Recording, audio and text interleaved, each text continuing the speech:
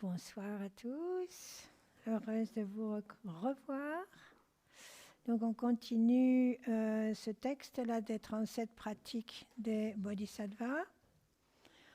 Donc comme toujours, on essaye de garder dans le cœur cette intention d'éveil pour nous-mêmes et pour tous les êtres, d'arriver à comprendre et à apprécier la manière, la nature même de notre esprit, comment notre esprit fonctionne, non seulement par curiosité intellectuelle, mais parce que c'est la seule manière de se libérer de notre souffrance.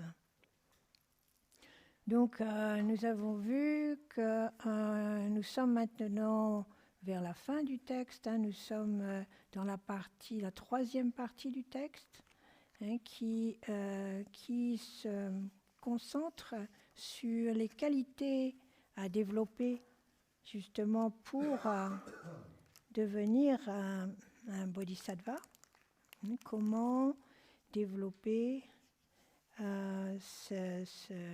les qualités et la force qui va être nécessaire sur ce chemin, qui est un chemin difficile, ce n'est pas un chemin facile en tant que tel. Mais donc là maintenant nous sommes à la troisième partie qui aborde les paramitas, les 6 paramitas. Et nous avions vu déjà nous en avions vu 4. Nous avons vu l'importance de la générosité, la discipline morale, la discipline éthique, la patience, et la persévérance ou l'effort enthousiaste. Et maintenant, nous abordons la paramita suivante, qui est la paramita de la concentration méditative, qui nous concerne évidemment de près, puisque nous sommes aussi des méditants, nous essayons de méditer le mieux possible. Donc voyons la strophe qui correspond, c'est la 29, merci. La 29. Alors, 29. La vue pénétrante, fondée sur le calme mental, détruit toutes les émotions conflictuelles. Le comprendre et s'appliquer à la concentration qui transcende les 4 états sans forme, c'est agir en bodhisattva. Donc là, nous avons en quelques mots l'importance, les différents aspects, disons, de la méditation et ce que cela permet, justement, les bienfaits aussi de la méditation. Tout est là en quelques lignes. Donc là, il est évident que sans concentration, nous sommes dans la distraction. C'est ça, là, le contraire de la concentration, c'est la dispersion ou la distraction. Et la distraction, automatiquement, nous entraîne dans des comportements, disons, inconscients, par définition. Donc, quand il y a distraction, il y a un manque de conscience. Et donc, ça veut dire aussi qu'il y a compulsivité. On devient compulsif, impulsif, frivole même, on peut dire. Et on est vraiment, à ce moment-là, à partir du moment où on est dans la distraction de ce genre, ou la dispersion, les émotions négatives, justement, qui nous créent de la souffrance, ont beaucoup plus de chances de s'épanouir, évidemment.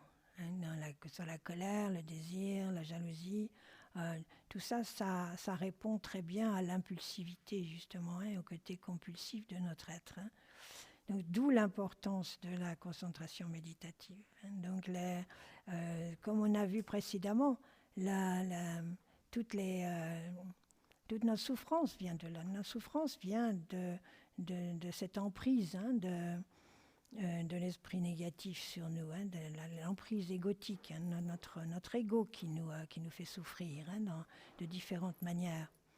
Donc, il est évident que la concentration méditative, la méditation, le premier aspect important de la méditation, c'est de nous aider à revenir en un point et à nous calmer.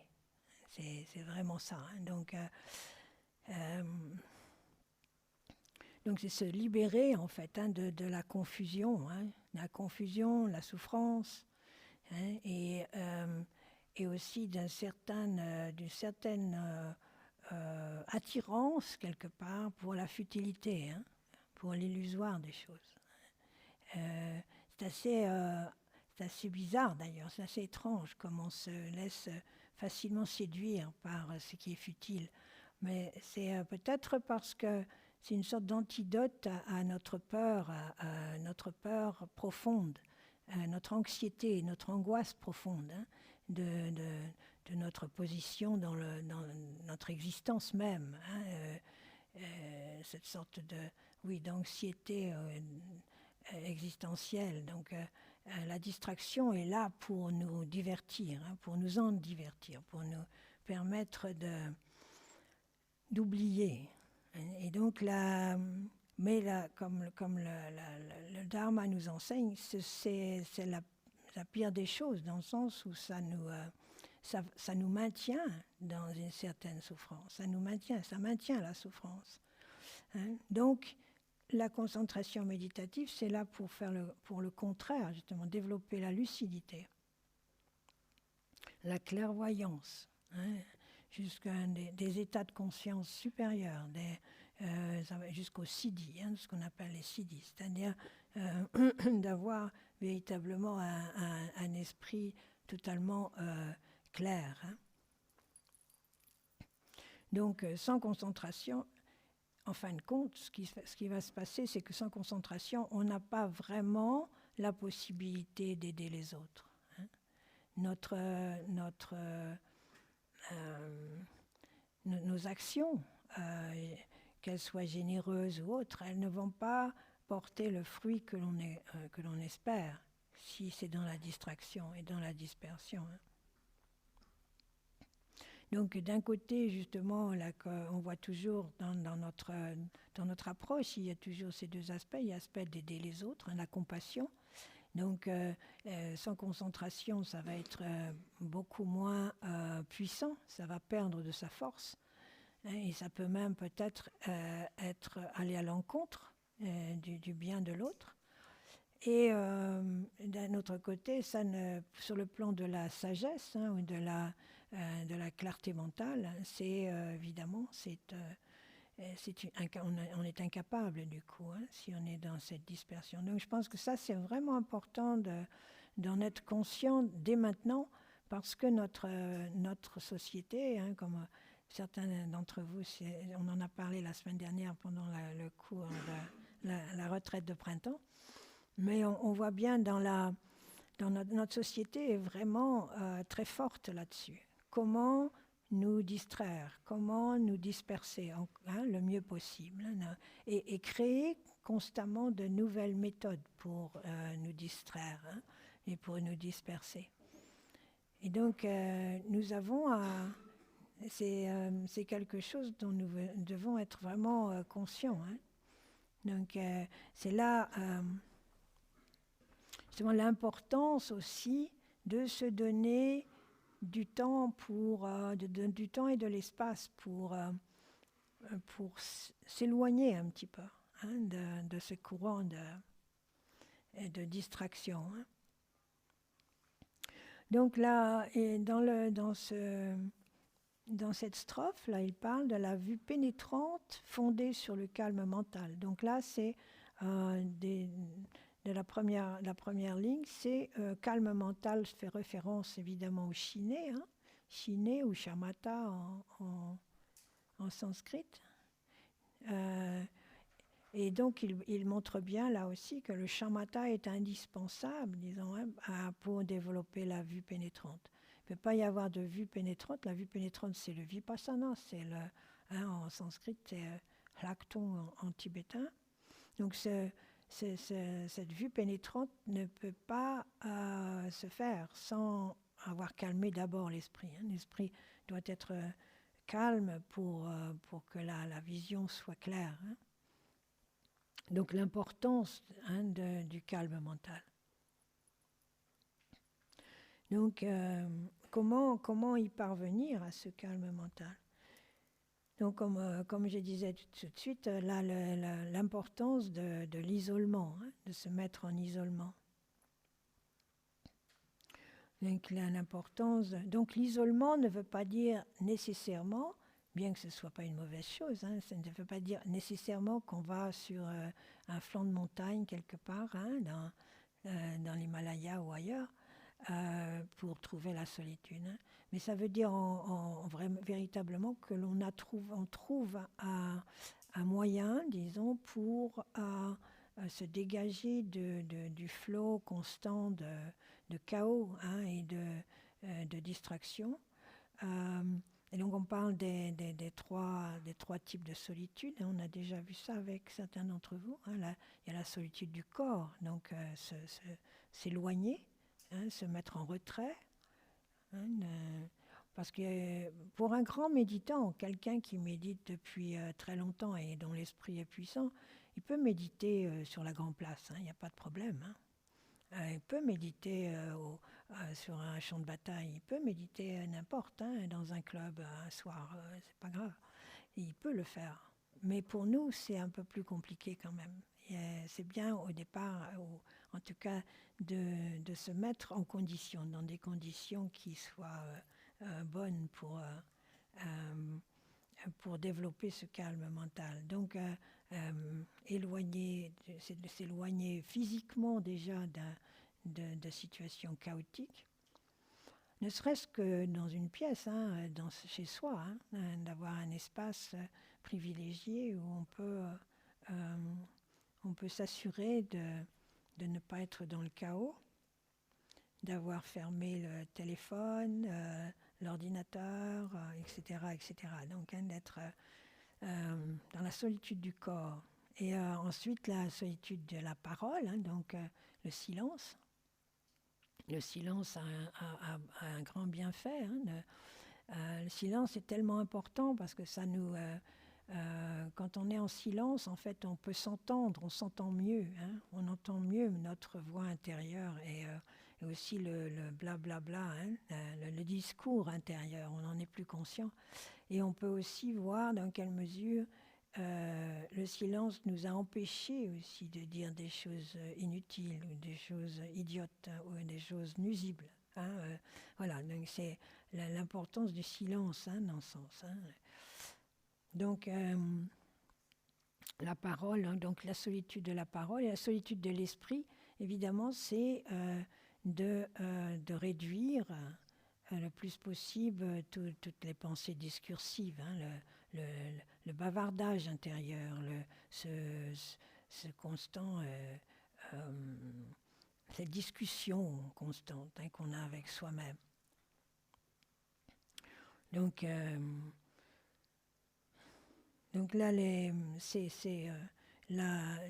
disons notre activité habituelle, notre activité du corps, de la parole et de l'esprit, encourage en fait l'attachement aussi, l'attachement aux autres, l'attachement à tout ce qui est extérieur à nous-mêmes. C'est notre lien avec l'extérieur est en grande partie, disons, relié à l'attachement, l'attachement à des êtres proches, l'attachement aux amis, l'attachement aux possessions, à la nourriture, aux habits, à la réputation aussi. Donc on revient là un peu sur les thèmes des 8 dharmas mondains.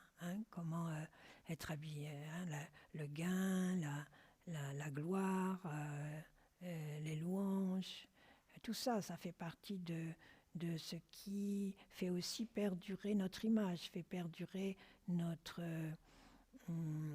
disons, notre croyance dans le moi, moi-je. Donc cette façon de s'isoler et de revenir en soi permet de couper un peu cet attachement, de réduire en tout cas, ne serait-ce que pour quelques minutes, l'attachement que l'on a envers le monde extérieur et les projections qui vont avec.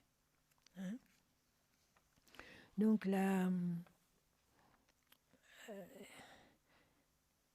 l'intention le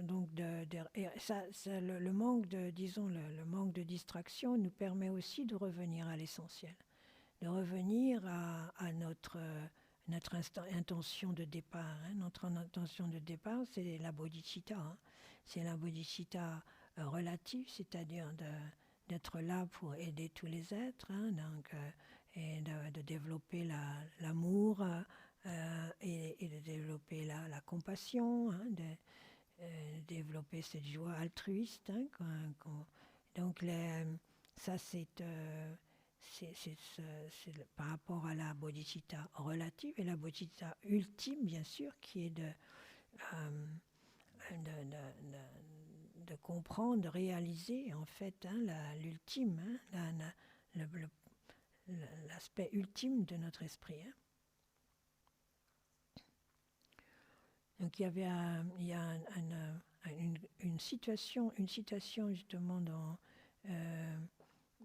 un ouvrage qui est d'un maître de Kadampa du XIe siècle, qui dit dans l'esprit d'un débutant, il y a de la clarté mais sans stabilité. Pour l'empêcher d'être livré au vent des pensées, retiens-le avec la corde de l'attention vigilante.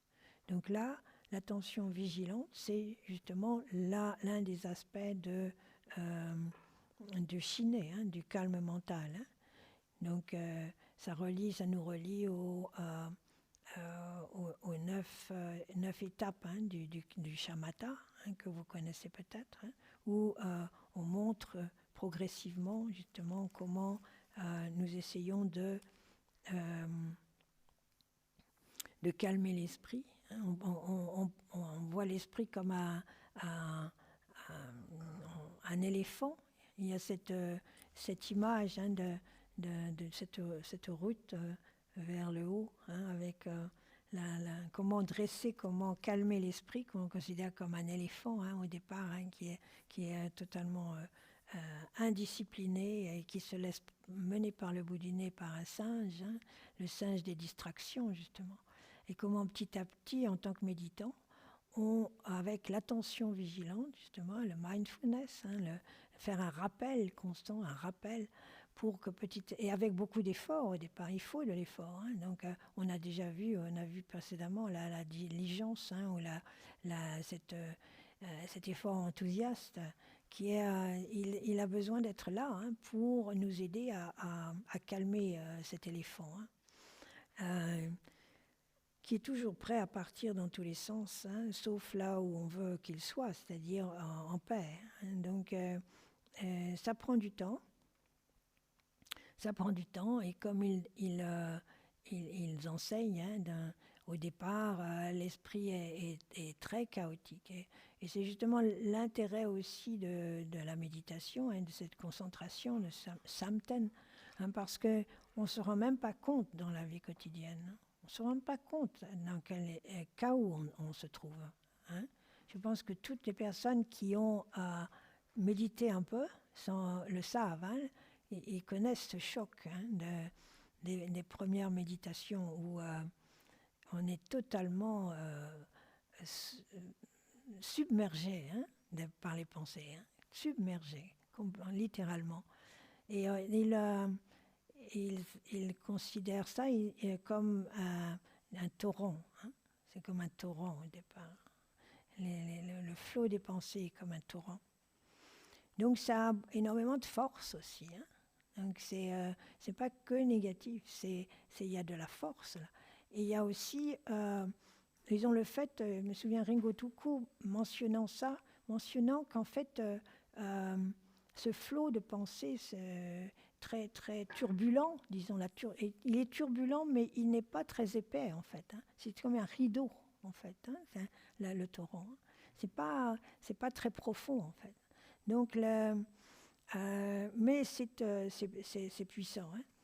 Et donc, c'est intéressant et c'est vraiment absolument indispensable, justement, de commencer à voir clairement que notre chaos, quoi. Être conscient de ça, hein, déjà. Et à partir du moment où on a vu ça, on se dit, oh là là, oui, ça nous donne déjà un peu ça nous donne envie davantage, hein, une fois qu'on se rend compte un peu de la situation, de l'importance de se calmer, quoi. Donc c'est tout un processus de développer, hein, la stabilité. Donc comme disait ce Geshe Kadampa, au début, il y a tout de même de la clarté. Hein, ce n'est pas que l'esprit soit complètement obtus ou confus, mais il n'y a pas de stabilité. Donc la stabilité doit petit à petit, hein, se développer. Et donc après les premiers passages de tourment, disons, de ce chaos du torrent. Ensuite, il donne l'image d'une rivière qui est, enfin, le torrent se devient un courant d'eau, hein, un cours d'eau, disons, dans une comment dire, pas une crevasse, une gorge. Une gorge, hein, voilà, donc dans une gorge, et ensuite il commence à se calmer davantage et il devient une rivière. Et quand tout va bien, ça devient l'océan, évidemment. Hein. Donc c'est les différentes phases. Hein. Donc on va et en fait, évidemment, au départ, on est davantage dans cette situation de torrent. Hein.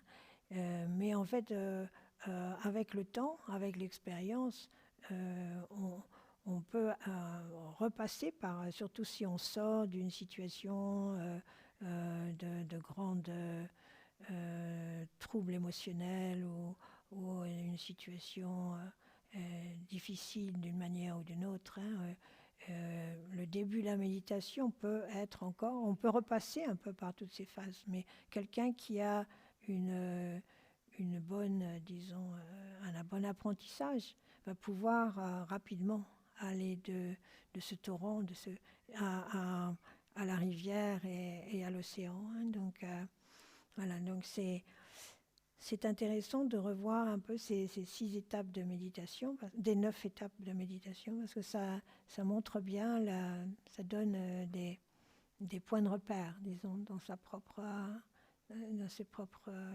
son propre développement. Donc là, il parle, dans la strophe aussi, il dit donc détruit toutes les émotions conflictuelles. Donc, comme on a vu, parce que tant que l'esprit n'est pas calme, les émotions sont totalement sans maîtrise du tout. Hein. Donc, la concentration méditative, c'est vraiment de développer la maîtrise, hein, sur tous les mouvements, hein, de l'esprit. Donc là, et dans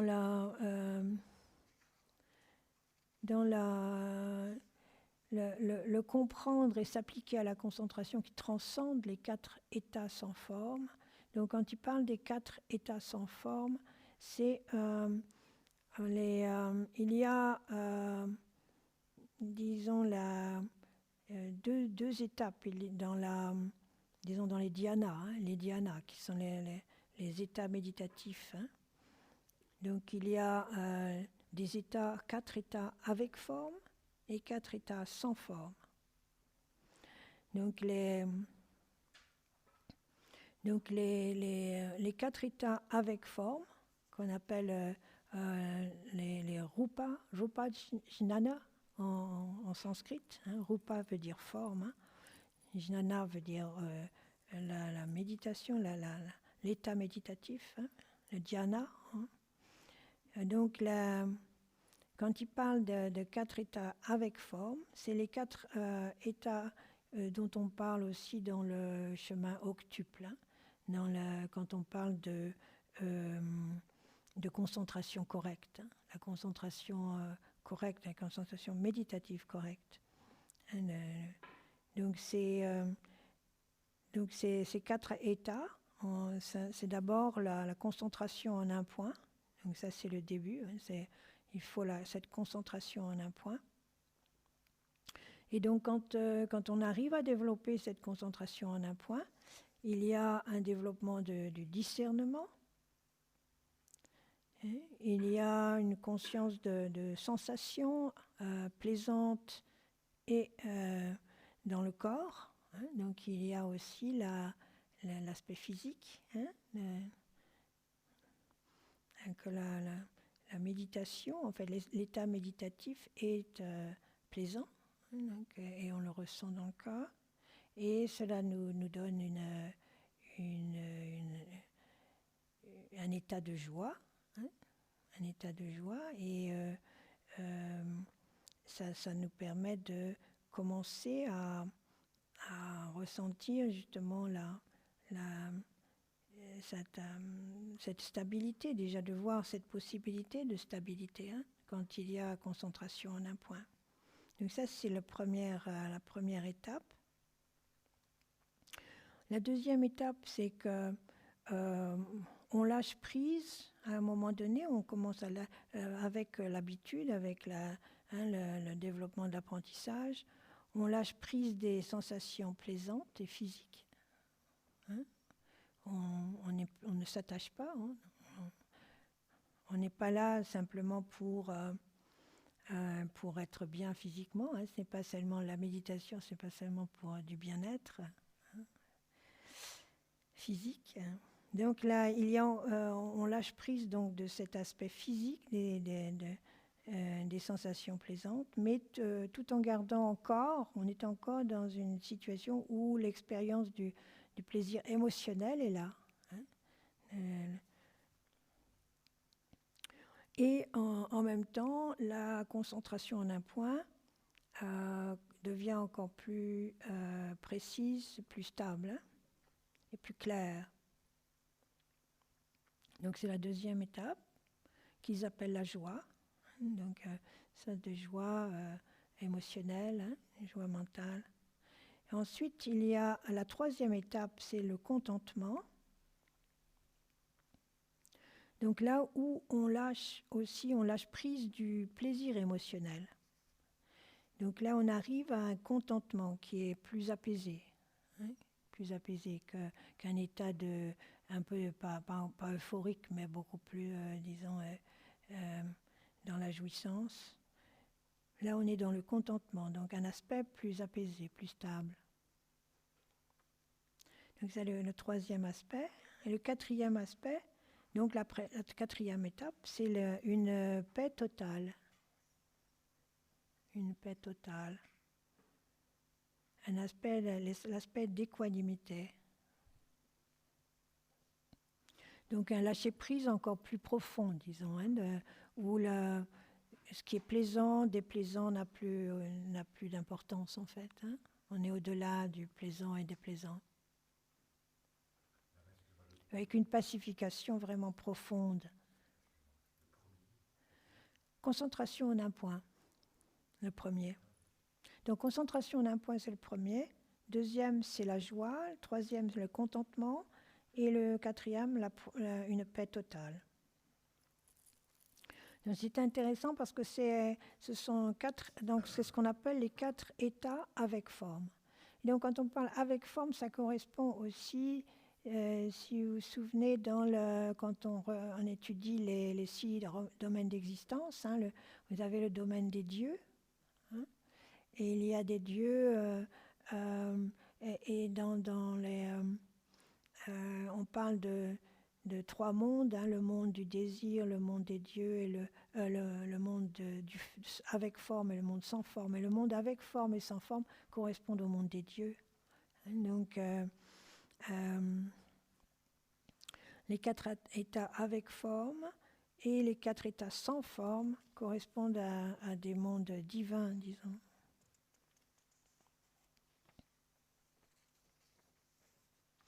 Et donc, justement, dans les 4 états sans forme, hein, les 4 absorptions, hein, ne sont pas considérées comme, disons, quelque chose, peuvent être considérées parfois comme des obstacles, dans le sens où on peut rester piégé, là.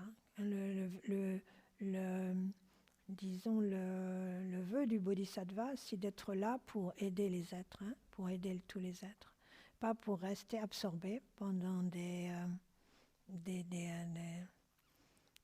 aeternam, hein, dans un état d'absorption méditatif, même s'il est un très grand accomplissement. Hein. Donc, je vous donne le titre de ces 4 états sans forme, hein, ou ces 4 absorptions. Mais ce ne sont pas des états qui sont mentionnés justement dans le chemin du bodhisattva. Donc c'est la première, c'est la sphère de l'espace infini. La deuxième, c'est la sphère de la conscience infinie.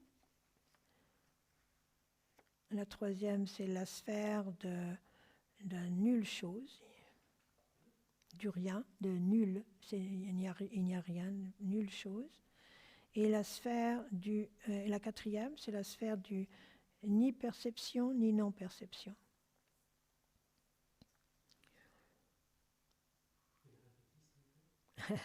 Oui, d'accord. Le premier, c'est la sphère de l'espace infini. La deuxième, la sphère de la conscience infinie.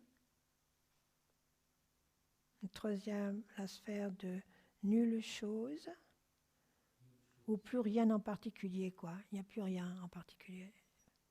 Nulle chose. Et la quatrième, la sphère du ni perception ni non-perception. Donc il n'y a plus de discrimination du tout. Hein, c'est comme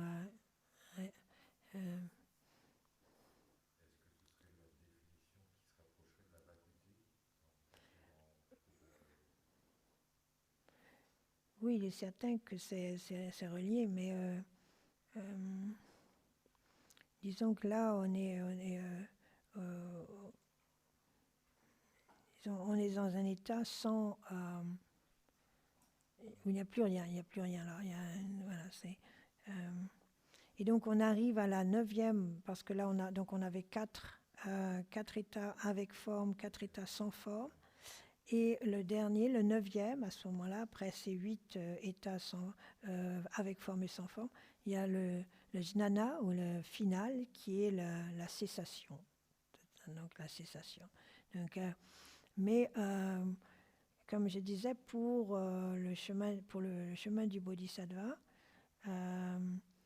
l'intention, c'est d'aider tous les êtres. Donc, ce n'est pas de rester dans un état de cessation.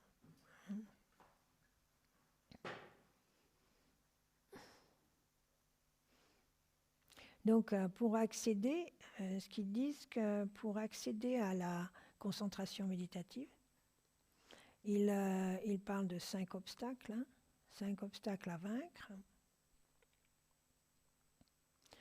Donc, le désir sensuel, sous toutes ses formes, hein, pas seulement sexuel, mais aussi sensuel, c'est-à-dire le goût du confort, le goût de ce qui est plaisant, hein, tout ce qui nous attire. Confort, je trouve que c'est un bon mot, parce que c'est aussi un des pièges de notre société aussi, hein, le confort. Pour ça, comme j'avais déjà dit précédemment, Trungpa Rinpoche disait qu'il essayait toujours de se mettre dans une situation d'inconfort. Il a très bien réussi d'ailleurs. Mais ouais. justement, pour ne pas tomber dans le piège de l'attrait du confort est un obstacle à la méditation. Donc le deuxième obstacle, c'est la malveillance, la colère, le rejet, l'énervement, l'irritabilité. Ça évidemment, cet aspect-là de l'esprit ne va pas nous rendre calmes. Hein. C'est évident. Donc c'est le deuxième. Le troisième aspect, le troisième obstacle, c'est l'assoupissement, la torpeur. Donc on retrouve ça, hein, on retrouve ça dans tous les enseignements. Hein, la torpeur, par définition, rend l'esprit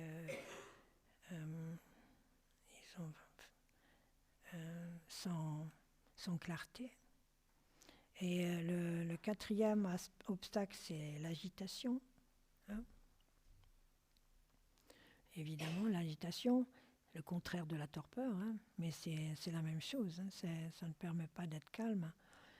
Et aussi, il mentionne, c'est intéressant, il mentionne le regret. Le regret est un obstacle au calme mental, évidemment, parce que ce sont des choses, on voit bien, je pense que vous avez tous vécu ça, mais c'est des choses qui vont revenir pendant la méditation. Hein. On est là, on essaye d'être calme, on essaye d'apaiser l'esprit, et hop, hein, il y a ce regret qui arrive, là, hein, qui vient tout bousculer à nouveau. Et la culpabilité aussi, hein, ça en fait partie. Hein. C'est tout ce qui nous fait revenir encore et encore sur le passé d'une manière névrotique. Hein. Pardon ? La torpeur, c'est qu'on est à moitié endormi, quoi. Donc l'esprit n'est pas clair, par définition. Ouais. Alors on a l'impression, mais c'est vrai, c'est intéressant ta question, parce qu'on a, j'ai vu par moi-même, pour moi-même, hein, qu'on peut avoir comme une impression d'être calme. Hein, c'est ça le piège de la torpeur, c'est qu'elle elle peut être massive, hein, ou il y a la tête qui tombe, mais ça peut être simplement une sorte d'état second un peu, où on se sent bien, on est un peu comme dans du coton. Et ça, c'est un obstacle. Hein. Parce que c'est d'autant plus un obstacle qu'on peut croire parfois qu'on est arrivé au calme. Hein. Ou d'une certaine manière, oui, mais c'est sans clarté. Donc là, on essaye de développer justement le calme mental qui va nous permettre d'avoir la vue profonde. Donc là, c'est pas le cas dans ce cas-là. Hein. Donc il faut faire attention à ça. Et le dernier, le cinquième obstacle à la concentration méditative, c'est le doute. Hein,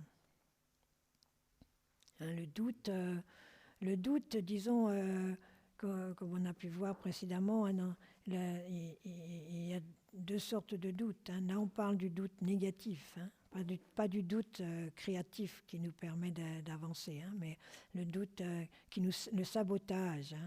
Hein. Le sabotage, qu'on est très fort avec ça. Hein. On est très fort là-dessus, je trouve. C'est se dire toujours qu'on n'y arrivera pas. Hein. On n'a pas ce qu'il faut. On est nul. En fait, on n'a rien compris. Oui, c'est ça, un manque de confiance totale. Oui. Donc, un manque de confiance dans nous-mêmes, un manque de confiance dans le dharma, un manque de confiance dans le lama, le gourou. Voilà, c'est du sabotage, oui. Je trouve que c'est vraiment le mot, quoi.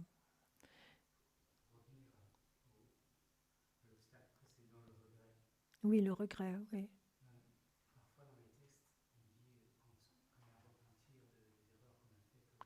Oui, le regret, c'est pas dans le sens de repentir.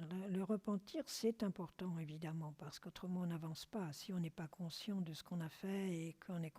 Ouais. Donc, c'est deux choses différentes. Le regret, c'est «Oh, j'aurais dû», qui n'avance à rien, en fait, hein, parce que, justement, la différence avec le remords, si tu veux, en français, on peut dire plutôt le remords pour ce que tu dis. Le repentir, c'est le remords, c'est d'être conscient d'avoir fait quelque chose de négatif et de dire que, OK, à partir de maintenant, je fais autrement. Donc c'est positif, tu vois. Alors que le regret, c'est oh, comme la culpabilité, comment j'ai pu faire ça. Voilà, donc. Et ça va souvent avec le doute aussi, parce que du coup, on doute de soi et qu'on n'aura jamais, on n'aura jamais ce qu'il faut quoi, pour apaiser l'esprit. Quoi.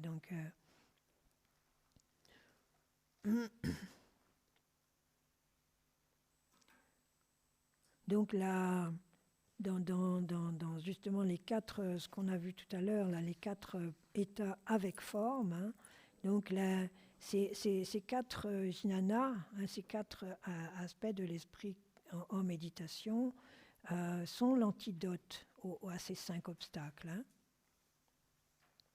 Donc quand on est à la première étape là, de concentration en un point, où l'on développe une certaine sensation plaisante du corps, hein, où on est heureux d'être là, où on se sent bien, on est, on- donc là c'est un aspect méditatif où, justement qui est l'antidote qui permet de calmer le désir en fait. Parce que le désir, c'est aussi le fait de vouloir toujours autre chose, hein, d'être toujours à la recherche d'autre chose. Hein. Donc, euh, quand on est bien là où on est, en présence, dans le moment présent, on est là, on est bien, on n'est plus dans le désir, hein, de quelque chose d'autre. On est bien. Donc, ça, c'est une antidote, disons, hein, à cette envie toujours de d'autre chose. Hein. Donc, mais on peut le voir euh, quand l'esprit n'est pas calme, justement, qu'il n'est pas calmé encore. Hein, oh, le coussin est pas assez haut, ou il est trop haut, ou la fenêtre, il faudrait peut-être que je la ferme, il fait froid, ou oh, j'aurais dû mettre un pull, ou tiens, je vais enlever mon pull, j'ai trop chaud. Ou, voilà, on est. Oh, tiens, il y a une poussière, là, j'aurais dû nettoyer là. Ou alors au mur, il y a le cadre qui n'est pas droit, alors il faut se lever pour aller. Voilà, hein, tous ces trucs-là, hein, je pense qu'on a tous vécu ça, surtout quand on commence une retraite, on est là, on essaye d'être stable, mais en fait, on est toujours attiré par un truc. Hein, où ça c'est pas au bon endroit, ça devrait être là. Tiens, il n'y a pas assez d'eau à la plante. Voilà. Hein. Mais là, donc, quand on commence à s'asseoir vraiment et qu'il y a de la concentration en un point, et qu'on commence à se sentir bien d'être là, tout simplement, ça, c'est une antidote justement à cette envie constante hein, d'être d'autre chose. Donc et la deuxième étape, donc la joie, le ravissement, qui a plus à voir avec une sorte de joie émotionnelle, hein, de plaisir émotionnel, ça va être l'antidote aux pulsions de colère. Hein. Parce que quand on est dans une sorte de bien-être émotionnel, il y a beaucoup, la colère n'a plus vraiment de raison d'être, en fait, ça la calme. Et ensuite, quand on arrive au contentement, justement à la stabilité, à une stabilité qui est au-delà du plaisir physique ou émotionnel, hein, donc là, on a la capacité, mais on a gardé évidemment, hein, dans toutes ces étapes, on a gardé la concentration en un point, bien sûr, hein, ça reste évidemment. Et donc la la force montante justement de cette concentration qui a même lâché, qui a lâché en chemin le plaisir physique ou émotionnel. Ça permet aussi d'écarter la torpeur, parce que l'esprit est plus vif. La torpeur, en fait,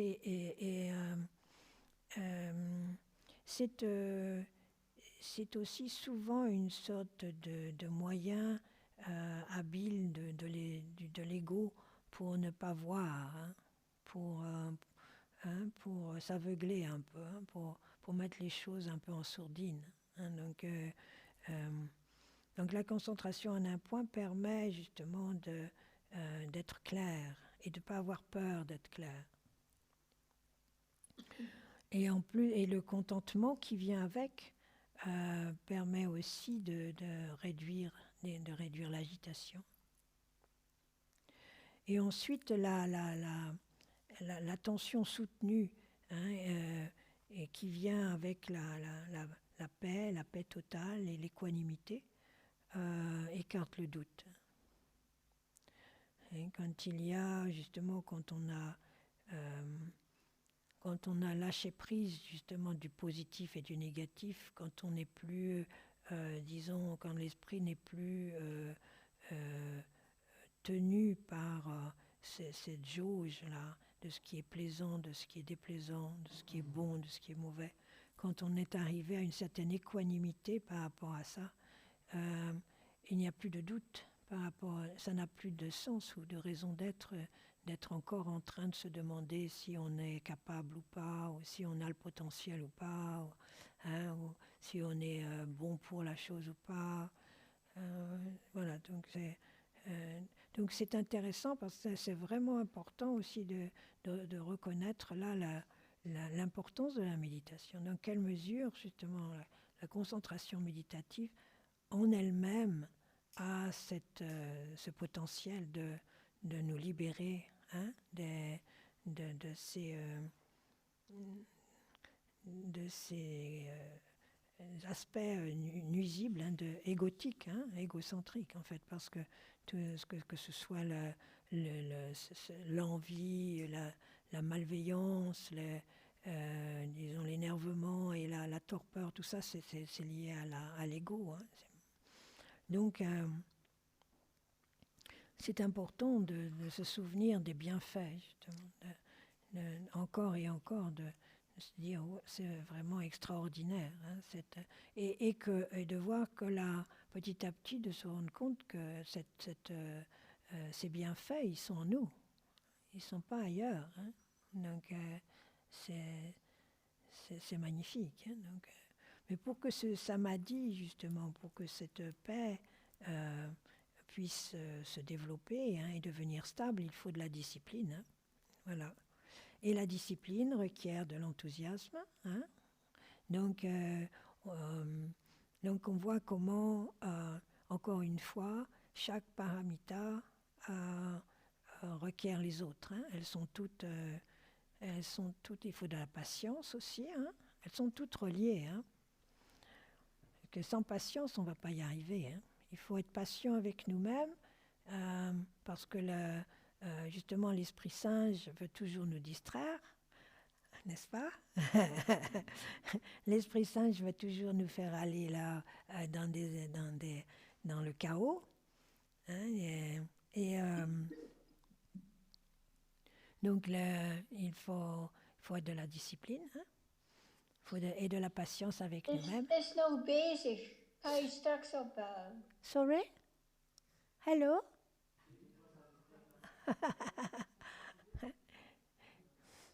C'est Betty? Ok. Donc voilà, il nous faut tout ça, il nous faut les autres. Et en même temps, ça marche dans les deux sens aussi, parce que le samadhi lui-même va encourager la discipline, parce qu'il va nous rendre plus concentrés. Donc il permet d'avoir plus d'attention, de mindfulness, de pleine conscience. Et la persévérance, la diligence, hein, cet enthousiasme et le samadhi lui-même soutiennent aussi tous les autres paramitas. Hein. Donc, disons que la générosité, la discipline, la patience, ça c'est ce qui est relié avec disons, la bodhicitta relative. Hein. C'est notre rapport au monde et rapport avec nous-mêmes. L'effort enthousiaste et le samadhi, ce sont les paramitas qui soutiennent hein, les autres, hein, qui soutiennent la générosité, la discipline et la patience. Et le sherap, hein, ou la sagesse, la connaissance transcendante, qui est la dernière des paramitas, ça, elle a à voir avec la bodhicitta ultime. Et on va voir ça ensuite. Pas beaucoup de temps. Oui, dis-moi.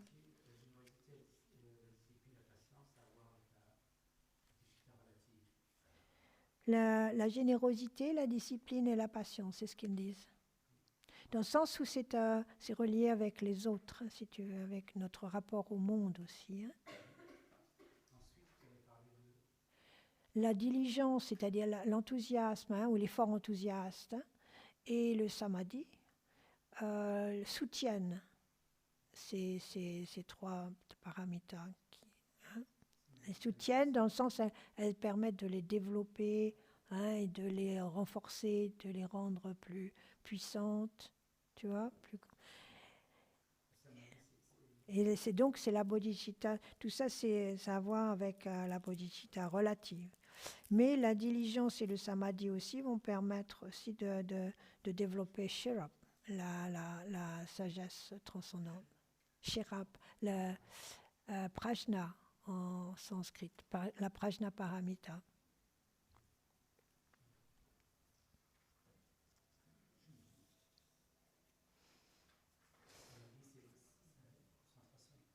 Pardon? Le samadhi, c'est Tingezin en tibétain. Tingezin, c'est, disons, c'est le fait même de méditer. Hein. C'est l'état qui vient par la concentration méditative. Samten, en tibétain, c'est dhyana en sanskrit, c'est la concentration méditative en tant que telle. Samadhi, c'est l'état dans lequel on est par la concentration méditative. Lama? Oui. Bonjour, Cécile. Je suis un peu perdue dans le livre, je ne vois pas où aller en fait. Oui, dis-moi. Je ne sais pas dans quelle page on est dans le livre, je suis un peu perdue. Dans le Oui. texte. Oui. Dans le texte, on est toujours au même endroit. On n'a pas bougé. On est à la strophe numéro 29. Quel livre? Ah, tu veux la page du livre? Oui, s'il vous plaît. C'est le livre lequel? C'est celui de Lama de Nieu? C'est celui de Lama de Nieu? Hein? De Claire Lumière? Ah non. Oui, hein, je pense. Ok. Oui. C'est parce qu'il y a plusieurs livres. Hein. Celui qui s'appelle Vivre en fils des Bouddhas. Jocelyne? Faites voir de l'autre côté de la page. Oui, c'est laquelle page? Alors, on est à la page 84. Merci beaucoup.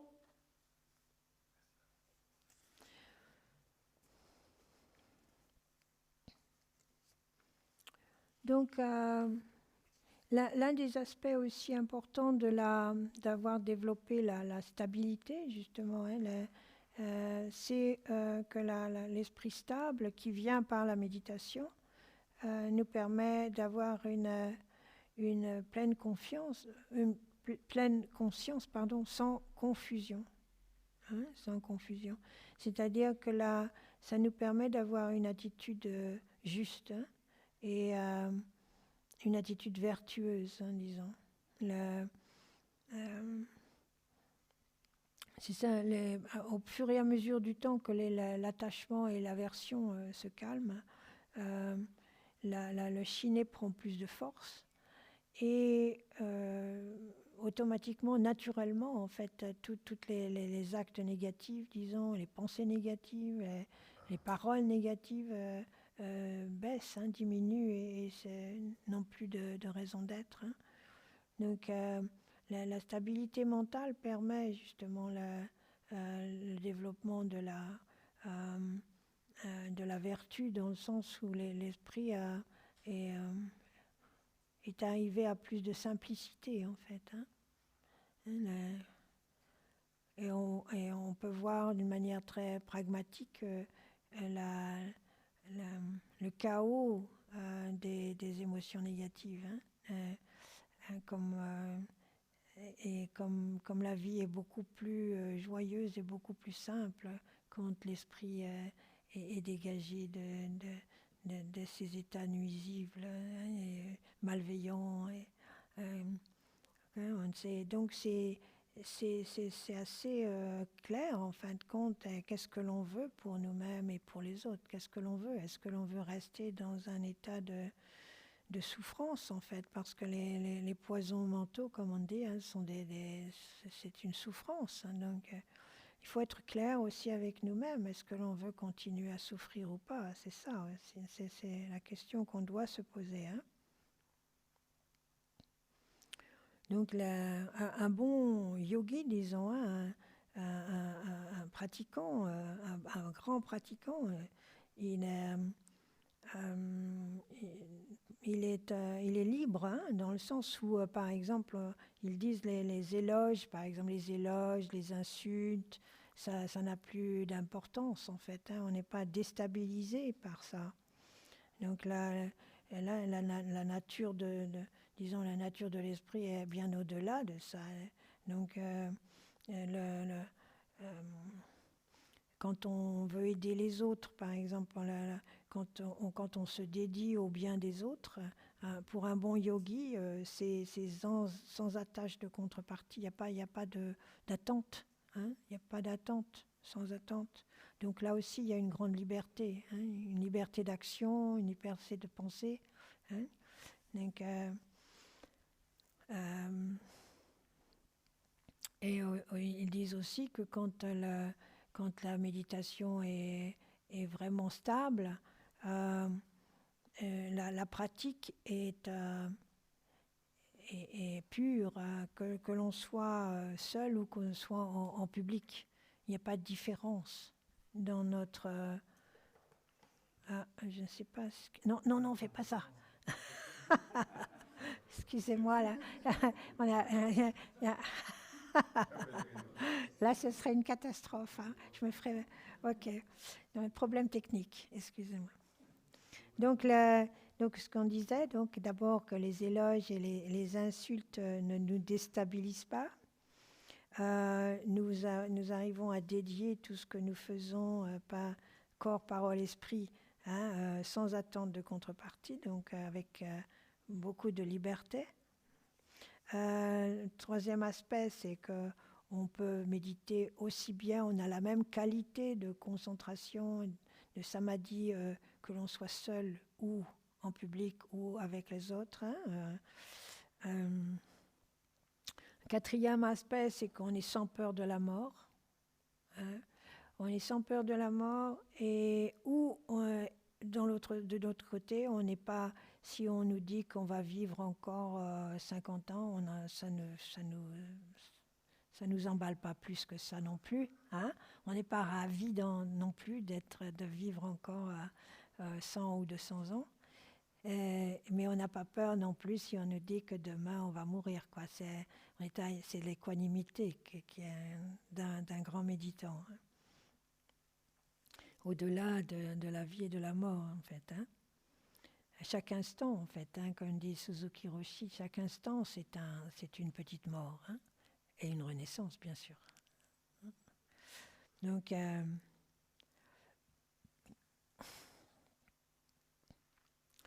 c'est cette équanimité qui n'est pas basée non plus, qui est au-delà, disons, d'une bonne ou de mauvaise méditation. Hein. Ça n'a plus de sens non plus. Hein. Il n'y a plus de bonne ou de mauvaise méditation pour un grand méditant. Donc voilà les avantages de la méditation. Hein.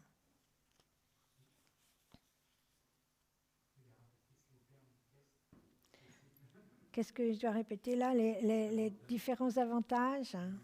Ok, première, les éloges et les insultes ne nous déstabilisent plus. Parce que la nature primordiale de l'esprit est au-delà. Hein, les éloges et les insultes ne nous déstabilisent plus. Deuxième,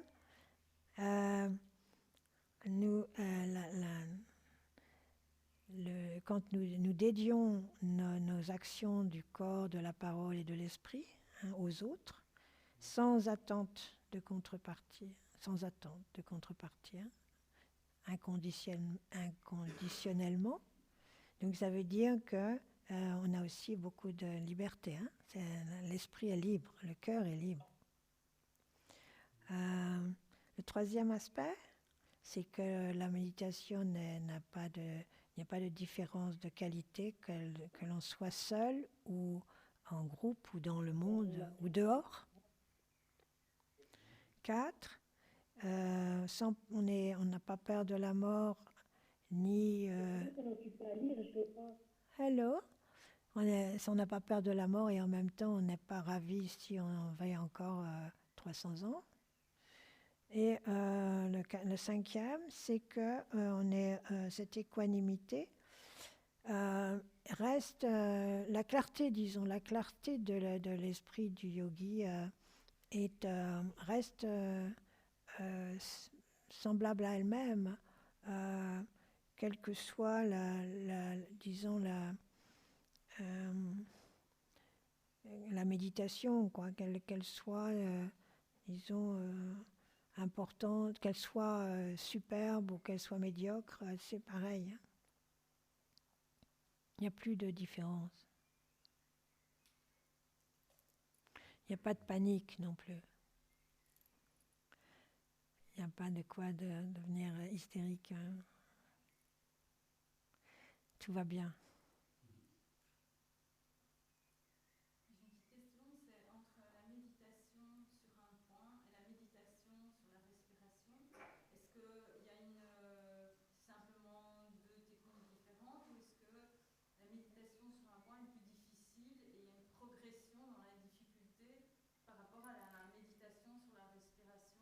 Non, la méditation sur la respiration, c'est une concentration en un point. C'est rester avec, donc c'est la première méthode, en fait, ou la plus répandue, c'est revenir au souffle, être avec le souffle, c'est une concentration en un point. Ça veut dire que ton esprit ne va pas ailleurs. Hein, donc, il y a concentration sur le souffle, comme il y a une concentration, par exemple, sur un objet externe, ou concentration sur un objet interne, c'est-à-dire une visualisation, ou simplement être là, rester concentré sur l'esprit lui-même.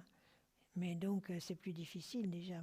Donc, concentration en un point veut dire être là, ne pas être ailleurs, ne plus être distrait.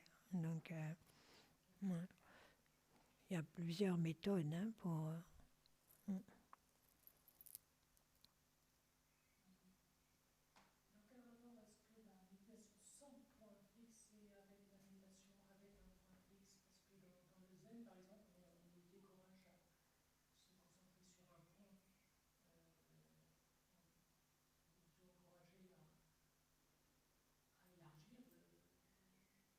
Oui, je pense que la concentration en un point ne veut pas dire que l'on n'a pas, que l'on perd conscience, disons, ou qu'on met de côté l'aspect spacieux de l'esprit. Hein.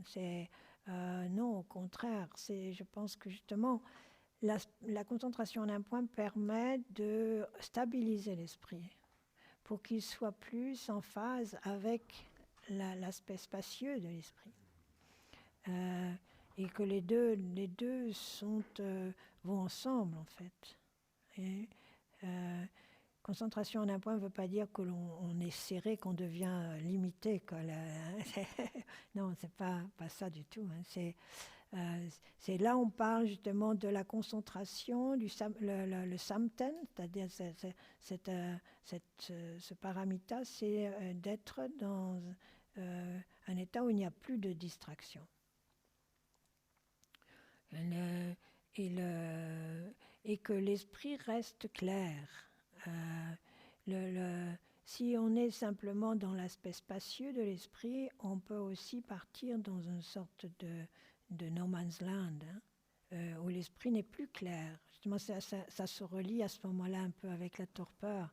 C'est là le danger aussi. Donc, mais il est certain qu'une concentration à un point qui devient trop tendue, à ce moment-là, est aussi négative, n'est pas une bonne chose. Donc, mais là, ça fait partie aussi de l'apprentissage, de ne pas être tendu. On n'a pas, c'est un obstacle aussi, d'être tendu. Donc, oui, c'est toujours un équilibre, mais la concentration d'un point sans cette connotation d'espace, ça peut être un problème, et le contraire aussi. L'aspect spacieux de l'esprit, mais sans concentration, ça peut être aussi, on peut rester pendant des années et des années dans cet état en croyant méditer. Donc il faut faire attention à ça. Donc ça dépend ce que l'on veut, vraiment. Mais si on veut vraiment sortir de notre emprisonnement et de notre souffrance, il faut faire attention à ça. Donc voilà vite, rapidement, quelques aspects de samten, de dhyana, de paramita de la méditation. Et ensuite, on commence un petit peu, parce qu'on n'a pas beaucoup de temps maintenant, mais on finira dans la semaine, le mois prochain, dernier mois, la dernière session. Mais, donc la strophe 30, sans la sagesse suprême, l'exercice des 5 autres paramitas ne peut conduire à l'éveil parfait. Cultiver la sagesse suprême, libre des concepts de sujet, objet et action, et l'associer aux moyens habiles, c'est agir en bodhisattva. Donc là, nous arrivons donc à la sagesse qu'ils ont traduit par sagesse suprême. C'est la Sherap. Sherap. She veut dire en tibétain, veut dire la connaissance, connaître. Savoir, et Rab veut dire complètement, parfaitement. Rab, chez Rab. En sanskrit, c'est prajna. Prajna. Et là, jna aussi, c'est la connaître, et pra, je pense parfaitement. Donc là, c'est la paramita, comme on disait précédemment, qui, disons, est reliée à la bodhicitta ultime. Et donc, comme dit Jasetome, sans la sagesse suprême, l'exercice des 5 autres paramitas ne peut conduire à l'éveil parfait. Donc les autres paramitas, comme la générosité, la patience, etc., la discipline, évidemment, elles sont toujours importantes et bénéfiques, mais elles ne seront pas des paramitas, elles ne seront pas illimitées. Elles seront encore limitées. C'est l'aspect de sagesse, justement, de connaissance de Shirap, de prajna, qui va donner ce côté illimité aux autres qualités. Pourquoi? Parce que la prajna paramita permet de réaliser justement la vacuité, permet de réaliser le fait que rien dans notre concept, dans nos concepts n'a de réalité ultime en fait. Hein. Donc la connaissance, disons, la connaissance parfaite, hein, le Shirap, la paramita, prajna paramita, permet de distinguer, hein, et de discerner clairement les phénomènes à connaître, hein, d'en voir d'en voir la non-réalité, d'en voir l'illusoire, de commencer à réaliser que tout ce que nous voyons autour de nous, tout ce que nous percevons, est relatif, hein, n'est pas ultime, donc n'est pas réel au sens propre du terme. Parce que tout ce que nous percevons est lié et dépendant en fait de nos conditionnements, dépendant de nos états d'être, de nos projections, hein, projections émotionnelles. Donc notre perception du monde et de nous-mêmes est très limitée en fait. Elle est limitée à notre passé, à nos expériences passées, à nos fixations, ce qu'on appelle le bhaksha, hein, les tendances habituelles, hein, qui se développent au cours du temps et qui deviennent très, très solides en fait. Hein. Donc notre connaissance, elle est très partielle. Hein. Comme il donne cette image d'aveugle, hein, on demande à 5 aveugles de décrire un éléphant, ouais, et chacun va tâter l'éléphant en disant l'éléphant c'est une trempe, hein, un autre c'est la queue, l'autre c'est une patte. Donc on est un peu comme ça, on a une vision très parcellaire et très limitée du monde en fait. Donc la prajna paramita, c'est vraiment l'étude de ça, et de devenir de plus en plus conscient de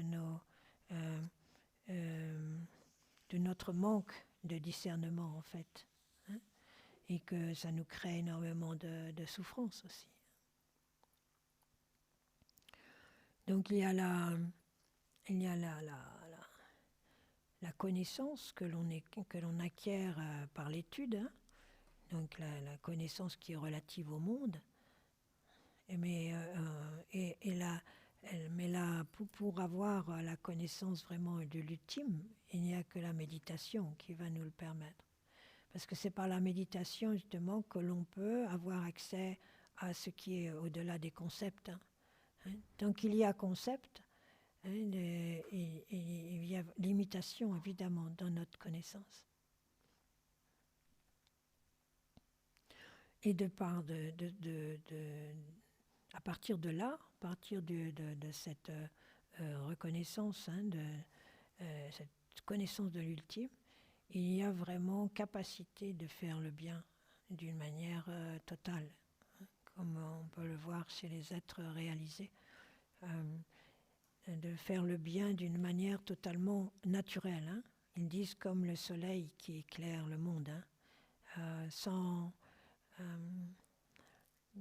effort. Le soleil, il ne fait pas d'effort pour briller sur tous les êtres. Hein.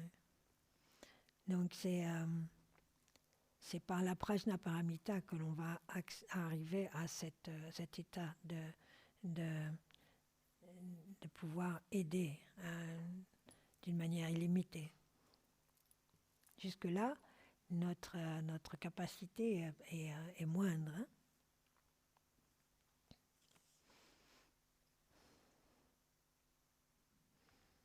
Donc,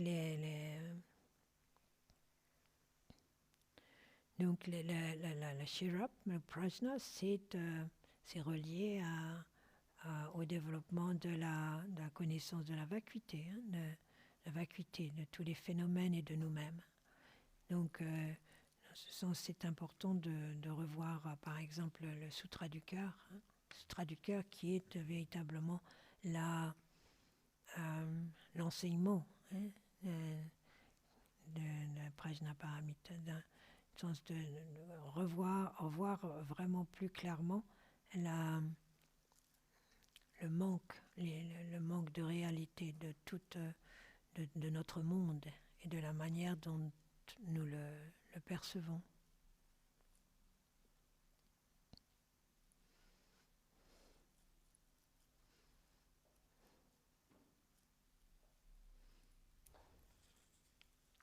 Donc ils disent que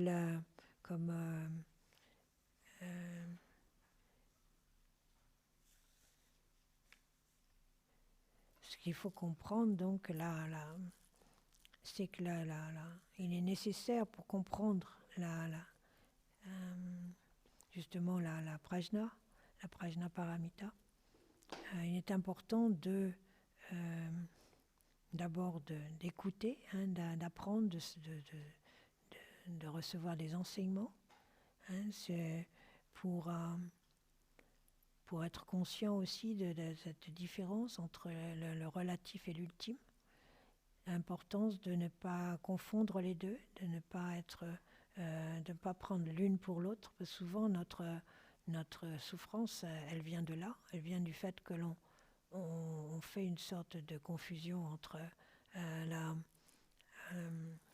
ce qui est relatif à notre monde, la manière dont nous relions au monde et la manière dont nous concevons notre propre existence, et l'ultime, hein, qui est au-delà de cette relation. Donc c'est comme dit le texte, justement la Prajnaparamita va nous relier à l'ultime.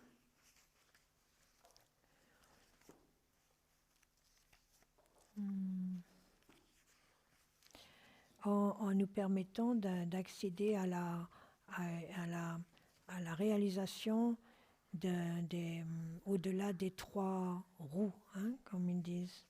Je cherche mon texte là.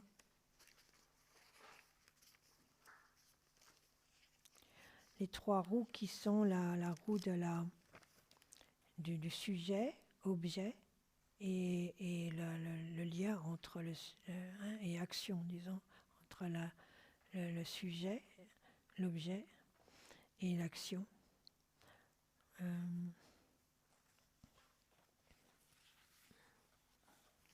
J'ai perdu mon texte.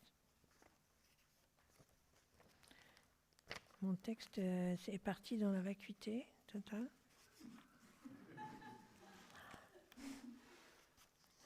Voilà, ça y est, il revient. Voilà, cultiver la sagesse suprême, libre des concepts de sujet, objet et action. C'est-à-dire, tant qu'il y a un sujet, c'est-à-dire moi, un objet en face de moi, et la relation entre moi et l'autre, hein, ou l'objet de mon attention, nous sommes dans le relatif. Hein. Et donc pour réaliser, hein, la réalisation, disons, de l'ultime ne sera là que quand il n'y aura plus cette séparation entre moi et l'autre et le lien entre, donc ce qu'ils appellent les trois roues. Donc, par exemple, ils disent par rapport à la générosité, par exemple, une générosité qui est véritablement illimitée, qui est la paramita de la générosité, sera la générosité qui sera vraiment donnée avec dans la réalisation de la prajna, avec la prajna. Donc c'est une générosité où la personne qui donne, la personne qui reçoit et l'objet donné ne font qu'un.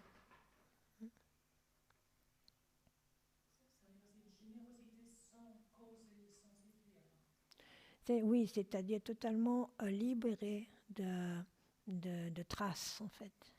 De traces. Il n'y a plus, là on est au-delà du karma dans ce sens. Oui. Donc c'est un acte libéré, quoi. Éveillé. Pardon? Il est automatiquement positif, naturellement positif, mais il n'est pas, disons, mais il est oui, il est au-delà, il est même au-delà. Il est, oui, là on est, il est au-delà de la dualité, donc il est positif comme le soleil tout à l'heure, comme je disais, le soleil qui brille, on peut dire qu'il est positif, mais il est simplement à briller, quoi.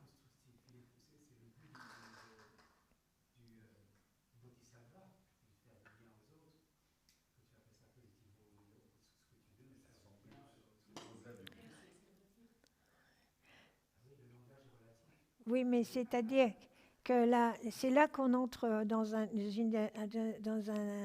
disons une situation qui est intéressante aussi parce que, au bout du compte, l'ultime et le relatif ne font qu'un, ne sont pas séparés. Mais en tant que débutant, disons, on doit pouvoir faire cette différence, pour ne pas prendre le relatif pour l'ultime. Mais à partir du moment où on a réussi, on a une meilleure vision et il y a plus de clarté dans l'apprentissage de l'illusoire, du relatif, justement l'illusoire des choses. Du coup, à partir de ce moment-là, l'ultime et le relatif ne font plus qu'un. Donc c'est en fin de parcours, il n'y a pas de différence. Comme dit dans le Sutra du cœur, la forme et la vacuité la forme n'est rien d'autre que la vacuité n'est rien d'autre que la forme. Donc là, à ce moment-là, il n'y a plus de discours, en fait, il n'y a plus de... voilà. Mais disons, c'est différentes étapes. Et donc, voilà, c'est... Pardon? L'intention est indispensable au départ. Et ça, c'est ce qu'on a vu à travers tout l'enseignement des bodhisattvas. Tout est déjà dans l'intention. Et l'intention, c'est quoi? L'intention, elle est double. L'intention, justement, d'aider tous les êtres et l'intention déjà de se libérer. D'abord, de se libérer pour pouvoir aider tous les êtres. Donc, oui. Je pense qu'on va être obligé de s'arrêter là. Mais on reviendra sur la Prajnaparamita la prochaine fois, parce que c'est quand même... mais en fait, c'est en fait l'élément le plus important, mais aussi sur lequel on peut le moins parler. Parce que plus on en parle, moins plus on est confus. J'aurais une question, Lama. Dis-moi, Jocelyne. Bonsoir. Bonsoir, c'est Marie-Christine. Bonsoir, Lama. Oui. Quand vous avez parlé de concentration méditative et de la concentration sur un point, est-ce que la récitation de mantras en fait partie? Là, on est plus dans la méditation, disons, pour développer la stabilité. Donc, moi, je le considère plus comme l'assise, le fait d'être assis en méditation. C'est pas tant la visualisation, mantra et tout ça, trop. Bien que en même temps, la concentration, par exemple, sur les lettres, la lettre du mantra, Oui, oui. c'est aussi une manière de concentration en un point. Oui, oui, c'est vrai. Tu as raison. On peut dire aussi que méditer sur la visualisation, hein, d'une divinité aussi, c'est une concentration en un point. Oui. Ah, Donc, d'accord. Mhm. et, mais ça doit être le sens de la pratique, hein. Que si tu peux aussi garder l'esprit concentré sur le son d'un mantra, par exemple, hein. Mais c'est, disons, c'est toutes les méthodes qui permettent d'être euh, concentré en un point. Et donc, ça peut être aussi, oui, la visualisation, oui, l'attention au son, hein. Mais voilà, oui, c'est possible. C'est la- D'accord. c'est aussi la question de l'intention, quoi, justement. L'intention, c'est d'être là, de ne pas être ailleurs, hein. Oui, Ah oui. oui. Toutes les méthodes là qui nous permettent de rester en un présent, hein, présent, hein, Oui. de pas se distraire. Mm.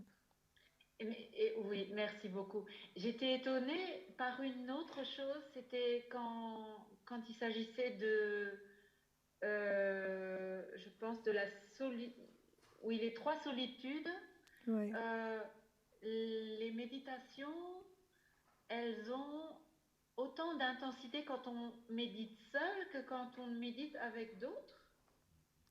Non, là, c'était par rapport Par c'est rapport au son. quand un yogi est très développé, hein, c'est à un stade supérieur, hein. Ah, d'accord, mais pour nous, Ça, les c'était débutants, c'est le. bien quand même. C'est Oui. mieux de faire ensemble, non? Oui, je vois ce que tu veux dire. Oui, dans ce sens-là. Euh, hmm. Oui, bien sûr, on nous dit souvent que c'est mieux de méditer ensemble, hein, euh, peut-être mais là aussi, seul, dans le sens où de méditer ensemble nous permet de développer la discipline. Ouais. Euh, Parce qu'en méditant ensemble, on bouge moins, Mhm. on reste plus, on va, disons, plus facilement respecter les horaires, etc. Donc, tout seul, peut avoir tendance aussi à faire ce qu'on veut, quand on veut, hein. Donc, disons, là, on peut dire que c'est la première étape, hein. C'est pour déjà qu'on ne bouge pas, par exemple, pendant au moins une demi-heure ou une heure, euh, parce que ça va déranger les autres, hein. Pas parce que on a envie de le faire, mais parce que c'est pour éviter de déranger les autres. Donc ça, dans ce sens-là, ça nous aide, ça nous discipline d'être avec les autres. Ça nous donne aussi du courage, hein, donc on peut dire c'est déjà au départ c'est bien, hein, mais ensuite à partir du moment où on a quand même acquis suffisamment de discipline, c'est aussi une bonne chose de s'éloigner par rapport. C'est toujours par rapport à la distraction, hein, et par rapport à la concentration. Qu'est-ce qui va nous aider à nous concentrer, hein? Mhm. Donc, si on est en méditation, en groupe, que ce soit un groupe qui ne soit pas trop bavard non plus, hein, ouais. Et puis dès qu'on se lève du coussin, on commence à parler de tout et de rien, voilà. Parce que ça c'est pas une aide du coup, hein. Mais bon, ultimement, il n'y a pas de problème. Ça rend l'esprit plus souple, hein, mais voilà, Merci beaucoup. c'est, Oui. c'est un peu intéressant ce que tu dis là, parce que c'est vrai, hein, ça aide d'être en groupe, mais jusqu'à un certain point, parce que c'est important aussi de pouvoir euh, aller plus en profondeur. Pour aller plus en profondeur, je pense que c'est important d'être seul, de s'éloigner, hein. Il y a un temps pour tout, quoi. Ouais, c'est des étapes. Hein, je crois. Mm.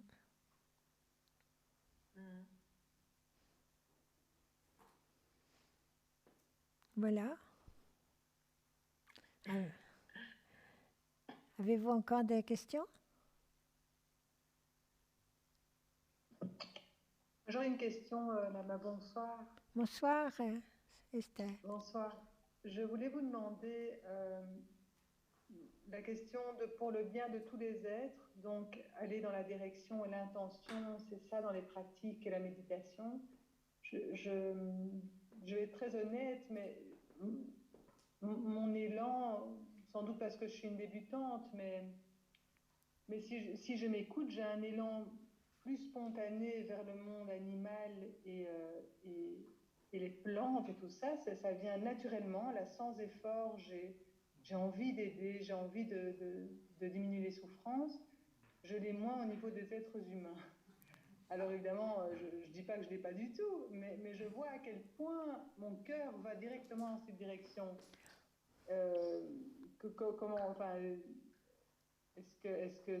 quand on dit tous les êtres, est-ce que c'est au sens très large, dont l'humain est un des êtres sur Terre, mais Tous les êtres. ouais. Ils disent même dans les textes souvent sans exception. Hein, tous les êtres sans exception. Donc, ça veut dire justement ça ne pourra se faire que quand il y a réalisation de la prajna paramita, cette sagesse illimitée qui ne fait plus de différence, hein, qui n'est plus dans le jugement et dans le concept. Hein. Donc c'est un grand achèvement. C'est pas voilà, c'est une intention pour nous, c'est une aspiration, mais voilà, on a encore du chemin à faire. C'est pas grave.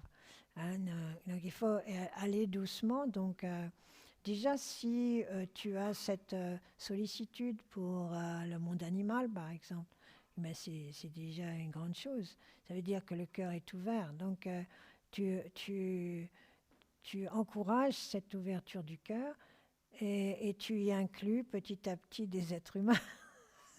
Tu vois, petit à petit, tu te donnes cette permission et puis tu vas voir que ça va s'agrandir petit à petit. Que je pense que c'est quelque chose qui n'est pas qui est graduel. Je veux dire, on va pas non plus. C'est pas quelque chose qu'on peut forcer ou fabriquer, hein, parce que ça, ce serait une erreur aussi. Donc ça doit venir justement petit à petit, graduellement, naturellement. Hein. Et donc commencer déjà avec soi-même. Parce que si on n'a pas de bienveillance envers soi-même, ça va être difficile aussi d'en avoir pour les autres. Et donc ça, c'est important aussi. Donc déjà commencer par soi-même, et puis les êtres proches, et ensuite élargir. En fait, je pense que justement la beauté de la méditation, c'est de nous donner ce temps et cet espace de pouvoir élargir, hein, élargir l'envergure de notre cœur, quoi, hein, et de reconnaître à chaque fois, à chaque étape, on voit les limites qu'on s'est imposées au cours de vie sans commencement, mais déjà dans cette vie-ci, hein, les limites qu'on a pu s'imposer, hein, donc et qui sont basées sur des expériences, bien sûr, hein, des traumatismes, des choses et d'autres, hein, mais donc la méditation, c'est là pour qu'on ouvre le cœur, on ouvre à l'infini. Petit à petit qu'on arrive à l'infini. Et c'est un processus, en fait, c'est un cheminement. Donc, bien que le potentiel soit là dès le départ, il y a des obstacles, donc nous devons éclaircir ces obstacles. Hein. Donc chacun, on a tous des obstacles variés, hein, suivant notre propre histoire, hein, mais c'est pas grave. Les obstacles deviennent en fait des aides, en fin de compte. Hein, c'est ça qui est extraordinaire. Les obstacles, dans l'obstacle lui-même, il y a la résolution du problème aussi. hein, et il y a une limite à dépasser, là, il y a une limite à dissoudre. Donc, l'obstacle est un moyen aussi, c'est un repère par rapport aux limites qu'on s'impose. S'il y a un obstacle, c'est qu'il y a une limite. Donc voilà, travailler avec l'obstacle, c'est élargir, hein, l'espace du cœur, hein. Donc c'est formidable en fait. Donc c'est pour ça que dans les enseignements du Mahayana, on considère les obstacles comme une bonne chose, dans le sens, pas masochiste, hein, mais au contraire très pragmatique, et de se dire, ouais, ce sont des moyens aussi de se rendre compte des limites qu'on s'est imposées, et que c'est nous que ça fait souffrir, en fait. Donc oui, c'est d'y aller, de rester conscient que c'est dans ce sens qu'on doit aller, hein. Donc l'ouverture, hein, plus d'ouverture, et même que si ça nous fait peur, hein, c'est pas grave. Merci. Merci beaucoup. Emma, Bonsoir. bonsoir.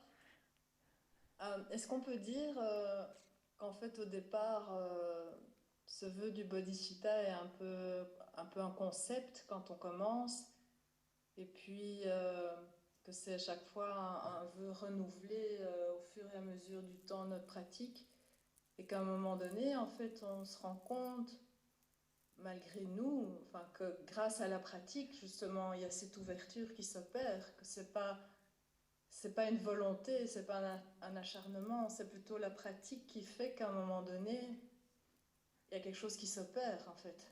C'est sûr, oui, bien sûr. Mais il a fallu quand même au départ une intention. Il y a une intention, il y a une aspiration. Autrement, il ne se passerait rien du tout, hein. Donc, et que cette aspiration, comme tu dis, elle est à renouveler sans cesse, en fait, hein. Il faut il faut un rappel de l'intention tout le temps, pour que le chemin reste juste, hein. Ouais.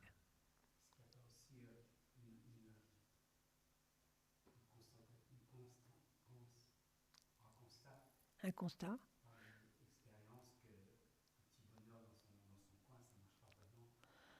Oui, oui. L'expérience de la vie, hein. L'expérience de la vie nous apprend, hein. Mais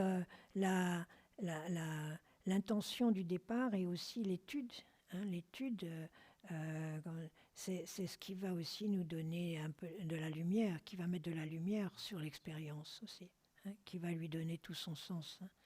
Donc c'est aussi l'importance de la connaissance, hein, et de l'étude, hein, ouais.